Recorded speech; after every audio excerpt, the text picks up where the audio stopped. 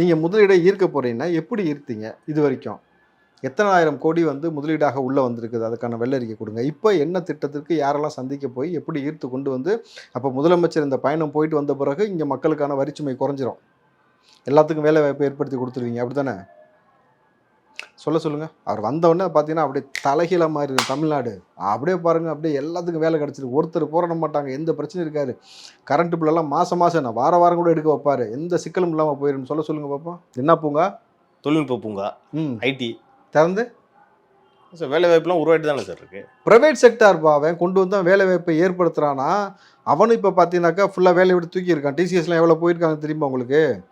நான் கேட்குறது இத்தனை ஆயிரம் கோடி உள்ளே வந்ததுனால எங்கள் மீது இருக்கக்கூடிய வரிச்சுமை எவ்வளோ குறைச்சிருக்கீங்க, அதை மட்டும் பதில் சொல்லுங்கள். நீங்கள் எத்தனாயிரம் கோடி வேணால் கொண்டு வந்துக்கோங்க, எனக்கு ஒன்றும் பிரச்சனை கிடையாது. மக்கள் மீது இருக்கக்கூடிய வரிச்சுமை எவ்வளோ குறைஞ்சிருக்கு? சொத்து வரி, வீட்டு வரி, மின்சார வரி, பேருந்து கட்டணம், பால் கட்டணம், இதெல்லாம் எவ்வளோ எங்களுக்கு குறைஞ்சிருக்கு? சாதாரண இயல்பான மக்களுடைய சுமைகளை எவ்வளவு குறைத்து நீங்கள் வந்து எங்களை சொகுசாக இல்லை, நார்மலான ஒரு இப்போ இன்றைக்கி ஒன்றும் இல்லை, நான் ரொம்ப கேட்குறேன், உண்மையை மட்டும் சொல்லு. தயவு செஞ்சு நீ திமுக மைண்ட் செட்லேருந்து வெளியில் வந்துட்டு அப்போ நீ உண்மையை சொல்லணும். நான் உண்மையை தான் பேசுகிறேன். சரி, ஓகே. மாத கடைசி ஆமாம், உன் கூகுள் பேயில் உன் அக்கௌண்ட்டில் எவ்வளோ காசு மிச்சம் இருக்குது? கொஞ்சம் கம்மியாக தான் இருக்குது.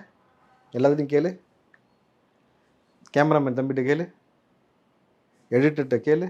மாத கடைசியில் ஒரு 5000 ரூபாய் கூட ஒரு சாமானியனுக்காக மிச்சம் பிடிச்சி வைக்க முடியாத ஒரு சூழலில் தான் இருக்குது.